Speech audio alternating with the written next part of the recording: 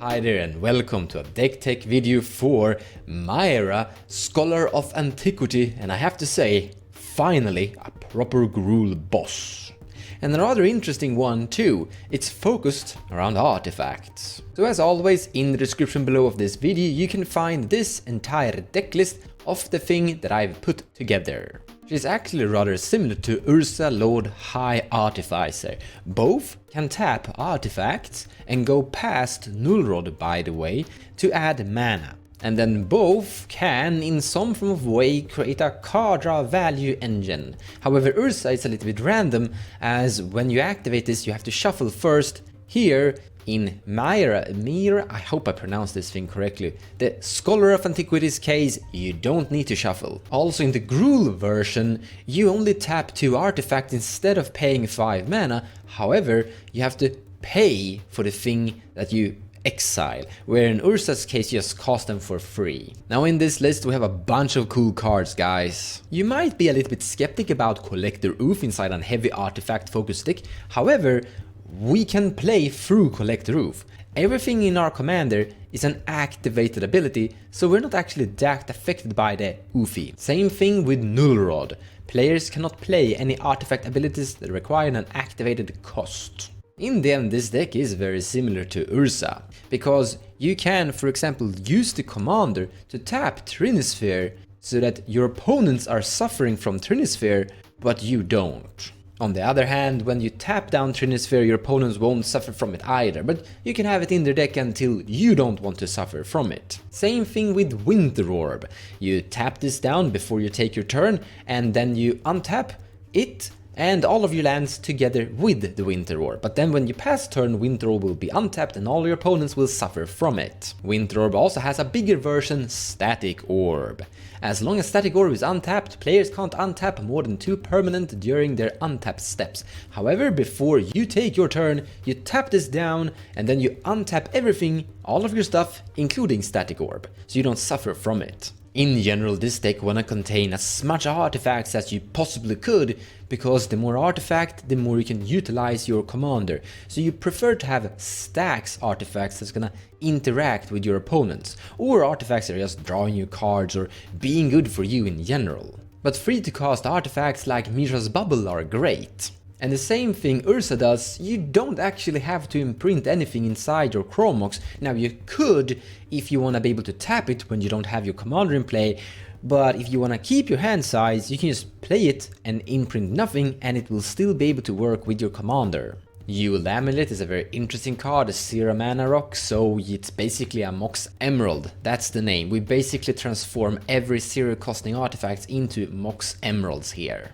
So once you have your commander in play, you have lots of Mox Emeralds, or you have this Jeweled Amulet that is still good without the commander. So she will be able to produce a lot of mana, she will be able to dig through the deck, and if we keep a deck with a really low CMC, look at that, Jeweled Amulet, low CMC, so if you tap 2 artifacts with your commander and you flip into Jeweled Amulet, you just cast it for free. So have a really low CMC here, guys, so you can burst out a lot of artifacts into play to then get her into play turn 2, preferably with a mana dork, and you start tap, or well, with some mana rocks potentially as well, and then start to activate her to dig into more things that are free to cast that will enable you more mana and more digging. But how do we win? Well, we have a bunch of potential combos we could go for inside Gruul.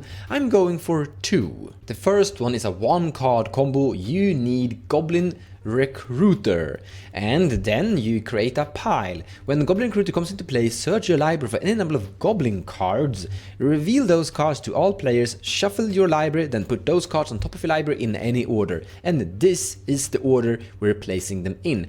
By the way, Mog Fnatic doesn't really need to be there, we're gonna find it later. But here's what they do. So, you have Conspicuous Snoop on top of your library. We simply use our commander to crack that top of the library.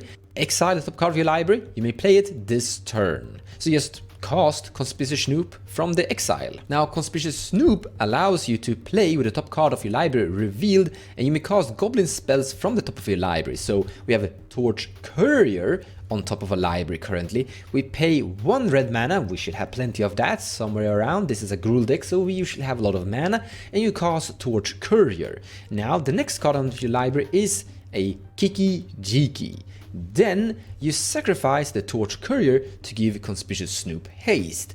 Conspicuous Snoop has all of the top card Goblin's abilities, so we have this cEDH's ability, and Conspicuous Snoop can actually use cEDH's ability on himself, because cEDH reads, put a token that's a copy of target non-legendary creature you control onto the battlefield.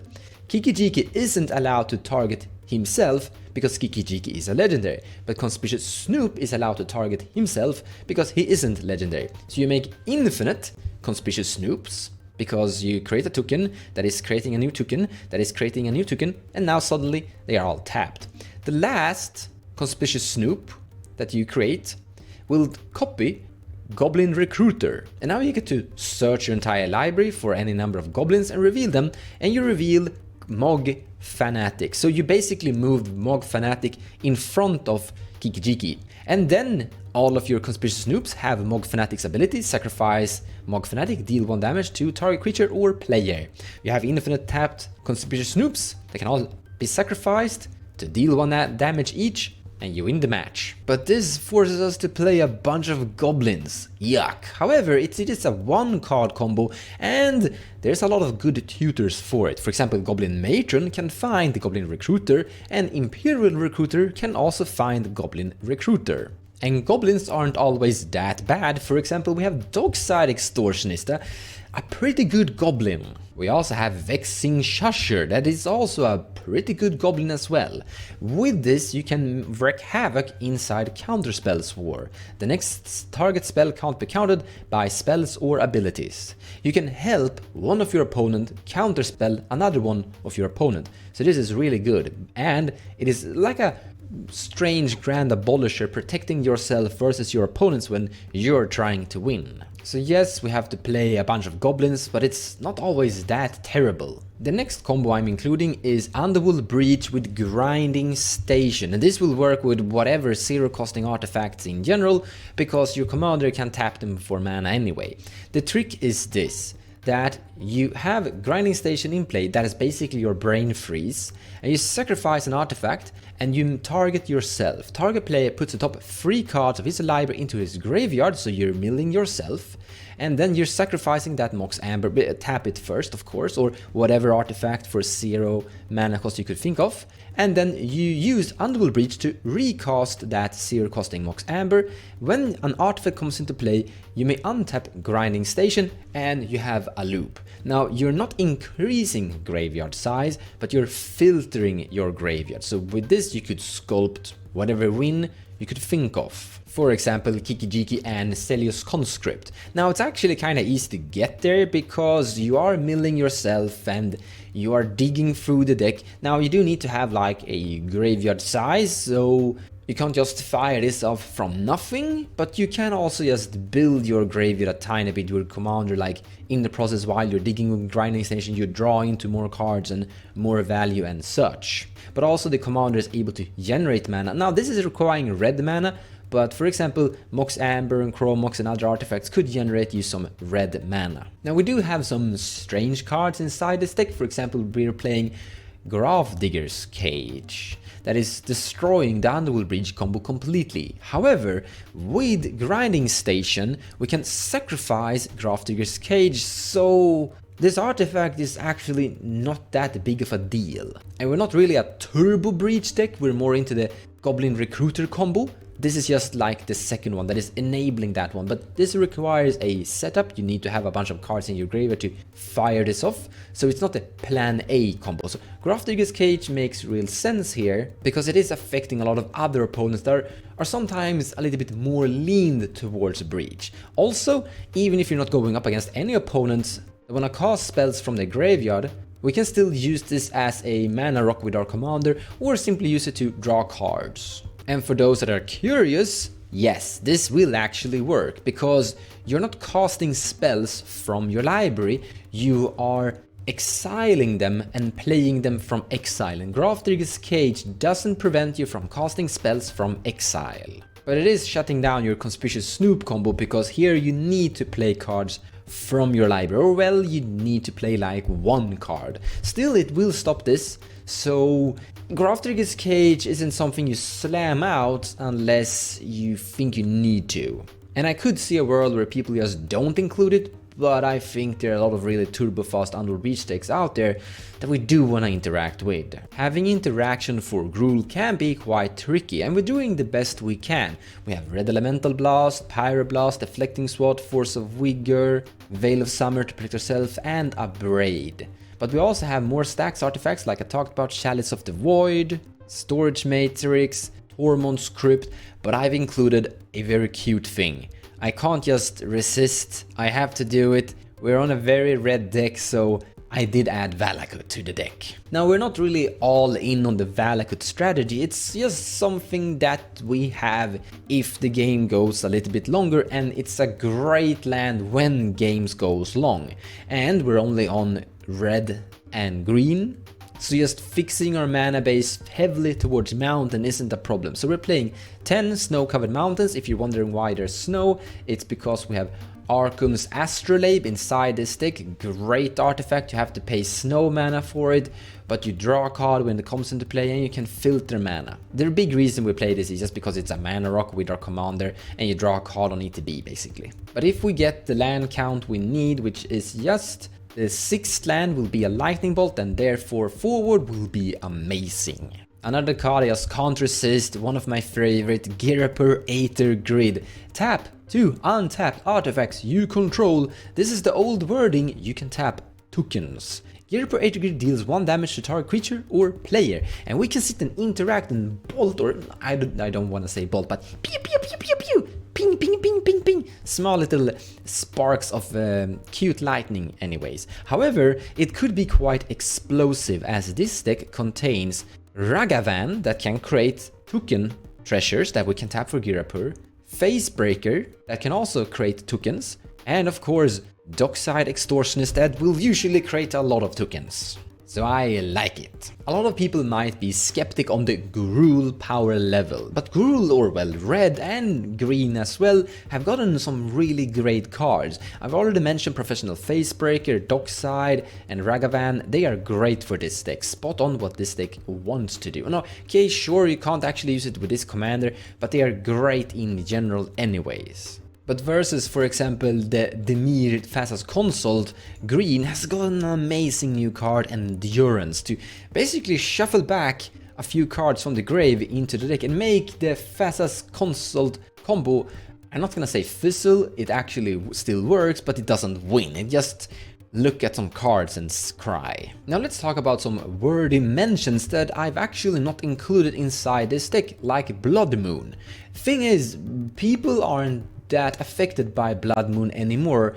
It's not that great in the overall metagame. Now there could be metagames out there where Blood Moon is doing a great work, but you could run into a game where it just doesn't do that much, and most of my games it doesn't do that much. Now you could say, well, it's doing something sometimes, but you still have to include a bad card to do something sometimes. So in my opinion, I don't think you should play Blood Moon in the current metagame, but this would be a great Blood Moon deck if Blood Moon would be great inside the current metagame. The big reason why it's very bad is because most people are just running Dorks and Docksides and can basically bypass the Blood Moon. Another worthy mention that I'm not playing in this deck list is Howling Mine. The big reason is, well, first up, the big reason why you play it is because you can actually utilize it without being a group hugger with your commander. You basically tap this before you pass turn, and then no one is benefiting from the Howling Mine because your commander trick. But then you go to your turn, and in your upkeep you untap everything, or sorry, in your untap step you untap everything, and then you go to your draw step while this is untapped and you get to draw an additional card. So this could be great for the deck, however, it's still group hug if you don't have your commander in play. And I predict that I'm gonna run into games where my commander just isn't in play. I mean, you've probably heard of a Draenei Magistrate, a really problematic card that is shutting down this commander completely. We can't cast the commander, and this is a very commander focused deck. We can't utilize the commander's card draw capabilities, and we can't win with Conspicuous Snoop or Underworld Breach combos. It's actually very horrible to run into this. And there are other scenarios as well. People might kill your commander or any other thing that is making Howling Mine into like a sad card to have if you're group hugging your opponents. A card I am including, however, is Pithing Needle, but maybe you should cut it.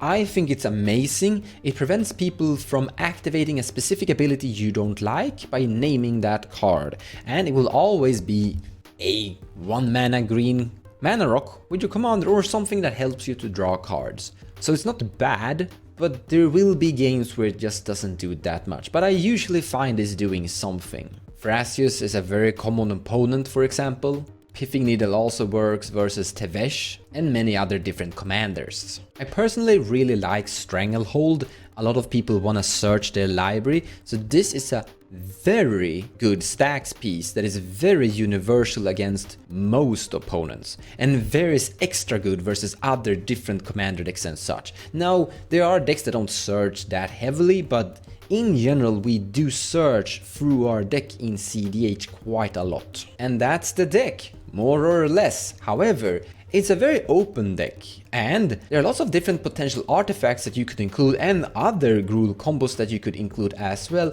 I prefer Conspicuous Snoop. There is a downside that you have to play that Mog Fanatic and Torch Courier and you don't really like those. However, it's a 1-card combo and that's pretty amazing. But you could absolutely build this commander differently. There are lots of different potential cards that could be utilized with her. In any case, thanks for watching, and I'll see you next time, guys.